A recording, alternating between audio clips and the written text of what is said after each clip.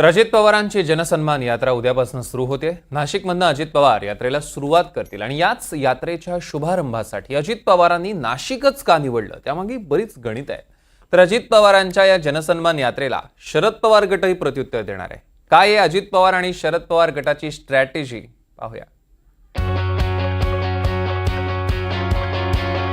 दादांच्या स्वागताचे बॅनर लागलेत, झेंडे फडकतायत, मैदान तयार आहे। ही सगळी तयारी अजित पवारांच्या जनसन्मान यात्रेची। डोळ्यांसमोर विधानसभा, तोंडावर विकासाची भाषा आणि जनतेपर्यंत पोहोचण्यासाठी जनयात्रा असा अजित पवारांचा कार्यक्रम आहे। 8 ऑगस्टला जनसन्मान यात्रेची सुरुवात होते नाशिकमधून। 8 ऑगस्टला नरहरी झिरवाळ यांच्या दिंडोरी तसंच सरोज अहिरे यांचा देवळाली मतदारसंघ, 9 ऑगस्टला दिलीप बनकरांचा निफाड आणि छगन भुजबळांचा येवला मतदारसंघ, 10 ऑगस्ट माणिकराव कोकाटेंचा सिन्नर, आशुतोष काळेंचा नगर जिल्ह्यातला कोपरगाव मतदारसंघ, 11 ऑगस्ट भाजप आमदार राहुल आहेरांचा चांदवड, राष्ट्रवादीच्या नितीन पवारांचा कळवण मतदारसंघ, तर 12 ऑगस्टला अमळनेरला राष्ट्रवादीचे आमदार अनिल पाटलांच्या मतदारसंघातून ही जनसन्मान यात्रा फिरणार आहे। नाशिक जिल्ह्यामध्ये अजित पवारांचे 1-2 नाही तर 6 आमदार आहे। यासोबतच बारामतीनंतर शरद पवारांना मानणारा मोठा वर्ग हा नाशिक जिल्ह्यामध्ये आहे। तसेच महायुतीला लोकसभा निवडणुकीमध्ये मोठा फटका हा खरं तर कांद्याचा बसलेला होता आणि त्यामुळेच कुठेतरी शेतकरी वर्गाला देखील आपलासा करण्याचा प्रयत्न अजितदादांकडून केला जाणार आहे। आणि एकंदरीतच याच पार्श्वभूमीवरती अजित पवारांनी जनसन्मान यात्रेची सुरुवात ही नाशिकपासून करण्याचा निर्णय हा घेतल्याची चर्चा आहे। या जनसन्मान यात्रेदरम्यान अजित पवार एका बसमधून फिरतील।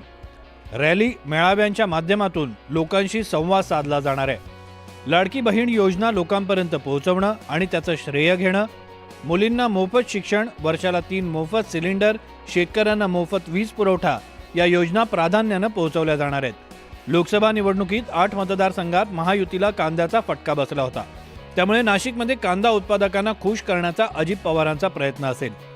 लोकसभेमध्ये अजित पवारांच्या राष्ट्रवादी काँग्रेसला इच्छेनुसार जागा न मिळाल्यानं अनेक आमदार नाराज असल्याच्या चर्चा आहेत। त्यामुळेच पक्ष संघटना मजबूत करणं आणि एकही आमदार फुटू नये असे राजकीय हेतू देखील या यात्रेमागे आहेत। बारामतीनंतर नाशिक जिल्हा हा शरद पवारांचा बालेकिल्ला मानला जातो, म्हणूनच नाशिकमधून जनसन्मान यात्रा सुरू होणार आहे। आणि अजूनही कशाची गॅरंटी नाही, अजून जागा वाटपामध्ये प्रचंड गोंधळ आहे। तो फक्त काय आघाडी युतीमध्येच आहे आणि आघाडीत नाही असं काही नाही। त्यामुळे आघाडी आणि युतीचे जागा वाटप अजून व्हायचं आहे। त्यामुळे कदाचित जागा वाटपामध्ये मतभेद निर्माण झाले तर स्वतंत्र लढू शकतात किंवा एकत्र लढू शकतात। त्यामुळे उद्या काय होईल हे सांगणं अवघड आहे, परंतु आज मात्र आपला पक्ष सर्व बाजूने एकदम योग्य असला पाहिजे, बंदिस्त असला पाहिजे आणि त्यांचं नेटवर्क स्ट्रॉंग असलं पाहिजे। यासाठी प्रत्येकजण प्रयत्न करतो। त्यासाठी एकनाथ शिंदे साहेब त्यांचा प्रयत्न करतात, देवेंद्र फडणवीस त्यांचा प्रयत्न करतात, दादाने प्रयत्न का करू नये, दादा ते प्रयत्न करतात, काही चुकीचं नाही आहे। तर जनतेचा हित आणि जनतेच्या हिताला प्राधान्य याच गोष्टीवरती त्यांनी सातत्याने त्या ठिकाणी भर ठेवलेला आहे।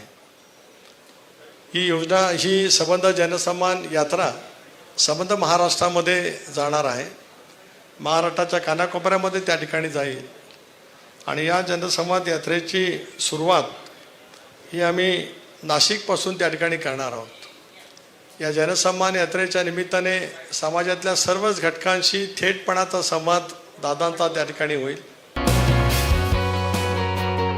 अजित पवार जनसन्मान यात्रेला निघालेले असताना शरद पवारांच्या राष्ट्रवादी काँग्रेस पक्षाकडून शिवस्वराज्य यात्रेनं उत्तर दिलं जाणार आहे। शरद पवार गटाची शिवस्वराज्य यात्रा 9 ऑगस्टला शिवनेरी किल्ल्यावरून सुरू होईल। सर्वाधिक काळ 3 दिवस यात्रा पुणे जिल्ह्यात असणार आहे। दौंड, बारामती, शिरूर, भोसरीमध्ये रॅली आणि मेळावे होणार आहेत।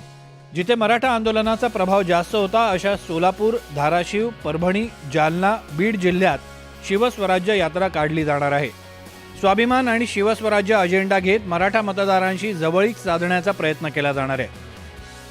शिवस्वराज्य यात्रा लढा महाराष्ट्राच्या स्वाभिमानाचा ही भूमिका घेऊन आम्ही महाराष्ट्राच्या जनतेपर्यंत जाणार आहोत आणि महाराष्ट्राचा स्वाभिमान टिकवण्यासाठी महाराष्ट्रातलं हे लाचार सरकार, दिल्ली पुढं 10 वेळा वाकणारं सरकार दूर करण्यासाठी महाराष्ट्रातल्या जनतेचा जनतेला साकडं घालण्यासाठी आम्ही महाराष्ट्राच्या जनतेपर्यंत पोहोचणार आहोत.